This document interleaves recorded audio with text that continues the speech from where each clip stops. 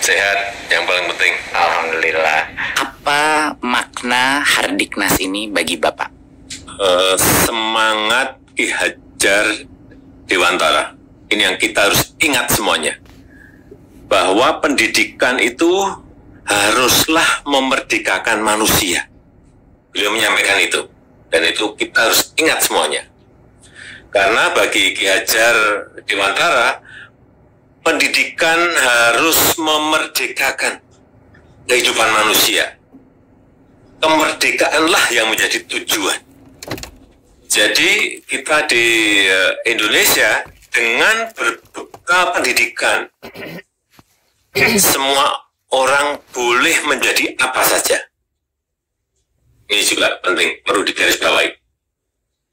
Tapi selain itu harus juga menghormati kemerdekaan orang lain. Untuk itu saya mau mengingatkan, berhubung hari ini adalah hari pendidikan nasional, agar sistem pendidikan Indonesia sekali lagi haruslah memerdekakan manusianya dan membangun jiwa dan raga bangsa. Coba saya ingin juga bertanya pada Mas Menteri, apa filosofi Ki Hajar Dewantara yang terkenal di dunia pendidikan? Tentunya filosofi Merdeka Belajar Pak Presiden, itu yang Pak Presiden baru saja jelaskan. Tapi ada juga satu lagi yang pakai bahasa Jawa, ing ngarso sung tulodo, ing madyo mangun karso, tuturi handayani. Nah ini yang artinya, yang di depan memberi teladan, di tengah memberi bimbingan, dan di belakang memberi dorongan. Jadi sebenarnya esensi dari ini adalah jiwa kepemimpinan dari pendidik itu luar biasa pentingnya. Konsep gotong royong yang sudah kita buahkan dalam profil pelajar Pancasila itu sebenarnya arah Merdeka Belajar Pak Presiden. Jadi tadi apa? Ing ngarso sung tulodo, ing madyo mangun karso, tutwuri handayani. Saya kira semua kita harus ingat mengenai ini. Betul, betul. Jadi bisa kita gunakan sebagai analogi sekolah Pak. Sekolah-sekolah di depan yang sudah lebih maju, sekolah-sekolah penggerak misalnya, mereka yang memimpin dan melihat menjadi teladan. Sekolah-sekolah di tengah, mereka membimbing kelasnya mereka, melakukan transformasi di dalam. Dan sekolah-sekolah yang mungkin masih di belakang, itu diberikan dorongan dan mereka harus meminta ke dinas, ke pemerintah untuk bantu mengupgrade saya. Jadi itu salah satu filsafat gotong royong, tapi ekosistemnya Pak yang dikuatkan. Jadi menurut saya itu yang terpenting. Tapi menurut saya Pak Presiden, saya sangat setuju sama Pak Presiden bahwa kemerdekaan berpikir, kemerdekaan berkarya, kemerdekaan bertanya, pertanyaan-pertanyaan sulit, itu yang impian kami ya Pak untuk di kelas-kelas kita, sehingga anak-anak ini bisa merdeka dalam menjadi apapun yang sesuai dengan minat dan bakat mereka. Itu Pak. Izin bertanya, sebenarnya apa yang ada di benaknya Pak Presiden mengenai kemajuan yang Bapak ingin lihat terjadi dalam pendidikan di Indonesia ini? Pendidikan untuk semua. Artinya inklusif, sampai ke pinggiran, sampai ke pelosok desa, pelosok tanah air. Tapi pendidikan yang berkualitas, Ya, itu kunci. yang kompetitif. Dua-duanya harus berjalan bersamaan. Ini kan yang saya tugaskan ke Mas Menteri. Justru dengan sekarang ini ada pandemi, terjadi percepatan untuk digitalisasi. Jadi kalau melihat di lapangan, proses belajar jarak jauh yang kita lakukan, menurut Mas Menteri seperti apa? Banyak kendalanya. Banyak yang nggak punya HP, banyak yang nggak punya koneksi internet, dan kita melihat di dunia memang kualitas daripada pembelajaran itu ada penurunan. Tapi hal yang dipelajari para guru-guru dan anak-anak mengenai platform-platform digital ini menjadi suatu kesempatan emas bagi kita Pak Presiden untuk mengikuti perkembangan itu dan menggunakannya untuk transformasi pendidikan seperti yang Bapak bilang hybrid. Walaupun anak udah kembali ke sekolah, nanti berbagai macam platform teknologi akan meningkatkan kolaborasi antara guru, orang tua, dan murid dengan cara-cara yang belum bisa kita prediksi, tapi kesempatannya banyak sekali, Pak. Jadi sudah ada terobosan-terobosan? Sudah, Pak. Ke sana? Ada beberapa, ya. Pertama yang saya bilang tadi adalah digitalisasi sekolah akan menjadi salah satu fokus utama di dalam program Merdeka Belajar ini. Tapi ada beberapa program-program yang sangat penting yang sudah diluncurkan, Pak, walaupun dalam masa pandemi. Yang pertama adalah ujian nasional kita ubah menjadi asesmen nasional, di mana sekarang kita bukan mengukur informasi, tapi kita mengukur numerasi dan literasi kemampuan bernalar, Pak, sesuai dengan standar internasional. Dan pertama kalinya di sejarah kita, Pak Presiden, kita akan menambahkan survei karakter, di mana nilai-nilai Pancasila akan bisa kita ukur dan kita kuantifikasi per sekolah. Isu-isu seperti intoleransi, kekerasan seksual, dan perundungan bisa kita ukur. Bagus sekali.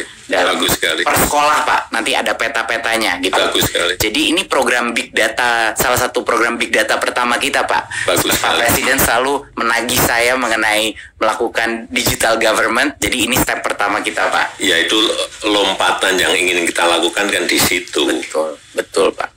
Dan yang kedua, Pak, adalah program guru penggerak, di mana regenerasi kepemimpinan kepala-kepala sekolah kita, pengawas kita, guru-gurunya LPTK kita, itu akan keluar dari alumninya guru penggerak, Pak.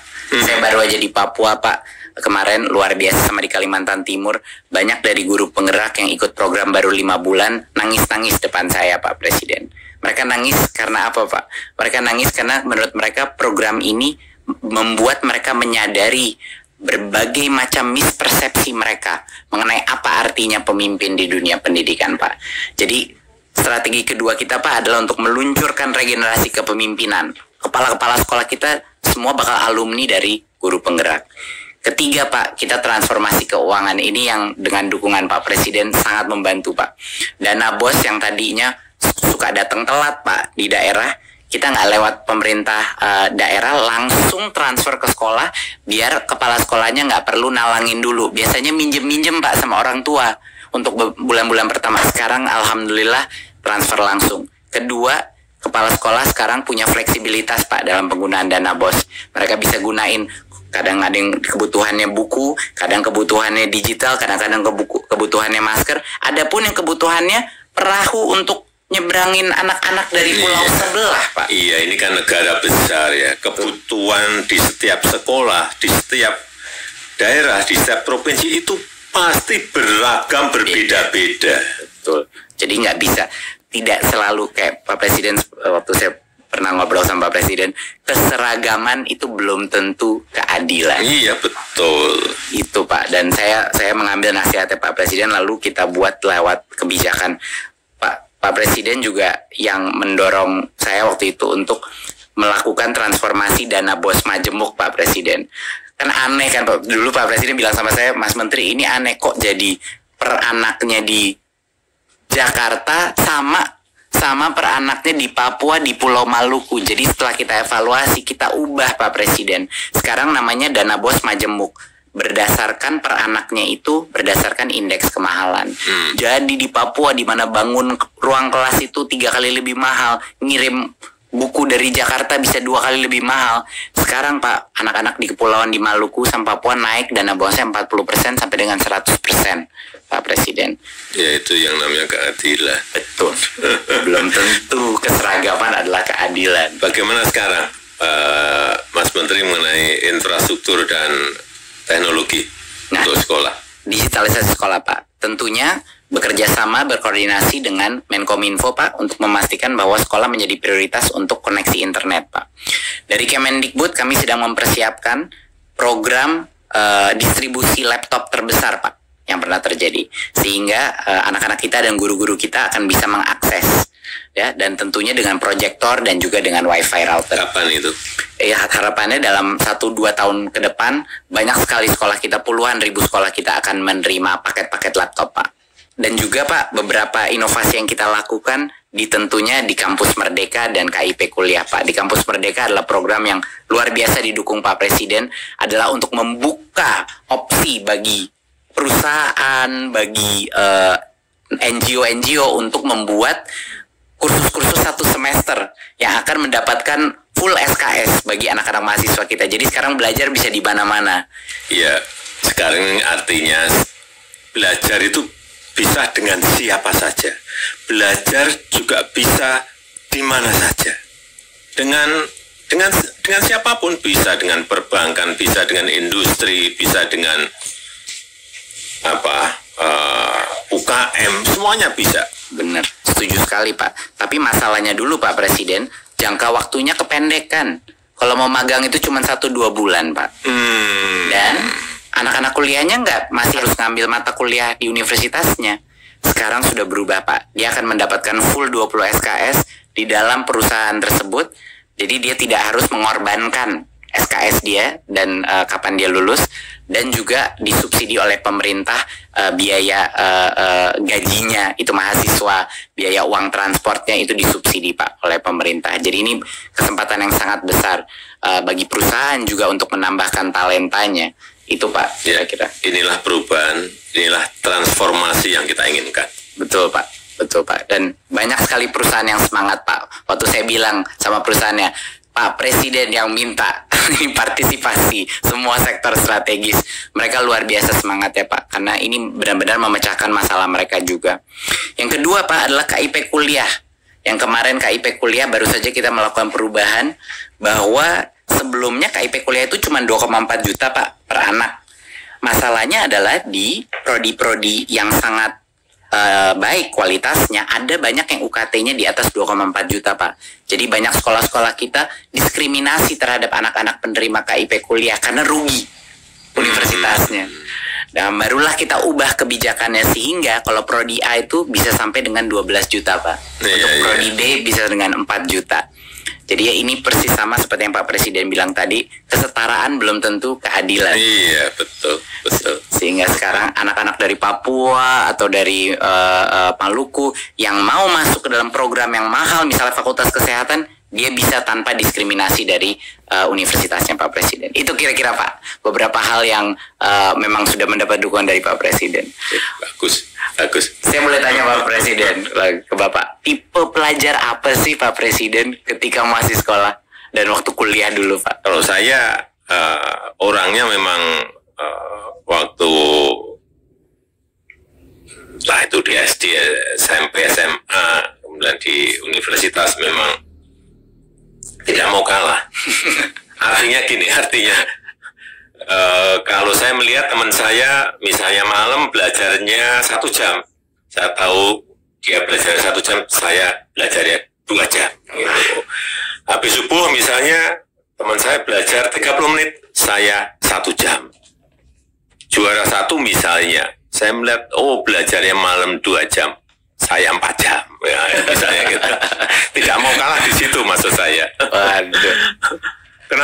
Kenapa saya seperti itu? Karena dengan belajar kita bisa mewujudkan cita-cita. Tapi juga saya aktif utamanya di pecinta alam. Jadi saya memang senang dan juga bisa belajar di mana saja. Belajar kan tidak hanya di kampus, tetapi di alam pun kita bisa belajar, dan pendidikan yang kita peroleh di luar ruang kelas itu juga sama pentingnya dengan pendidikan yang kita terima di dalam kelas. Kadang lebih penting Pak. Kadang bisa lebih penting. Iya. Pak Presiden, ada hal khusus nggak yang dulu dilakukan Pak Jokowi ketika masih menjadi pelajar dan mahasiswa yang manfaatnya itu sangat terasa hingga saat ini ketika menjabat jadi presiden Pak? Ada nggak yang paling relevan Pak? Gitu. Iya, saya selalu belajar dari kesalahan.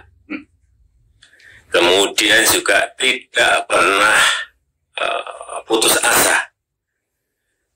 Dan saya senang yang namanya kompetisi. Saya pikir itu yang juga membuat saya berani memulai berwirausaha mulai dari nol sebelum menjadi pejabat publik. Kalau kita tidak berani berbuat sesuatu yang kita tahu akan baik untuk perkembangan diri, bahkan baik untuk sesama, ya saya pikir kita tidak akan bisa maju. Dari dulu saya itu suka ingin tahu, dan semuanya ingin tahunya juga secara detail. Lihat betul. Sangat. Saya pengennya gitu. Saya merasakan itu Pak di meeting-meeting sama Pak Presiden waktu awal-awal. Setiap kali saya duduk Pak Presiden itu, saya kira saya akan digurui gitu Pak.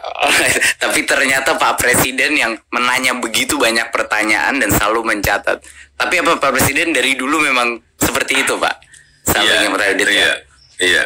Oleh karenanya sekarang pun juga sama seperti itu. Kenapa saya cek ke lapangan setiap pekerjaan-pekerjaan secara detail pun kadang-kadang masih meleset, apalagi tidak. Betul, setuju sekali Pak.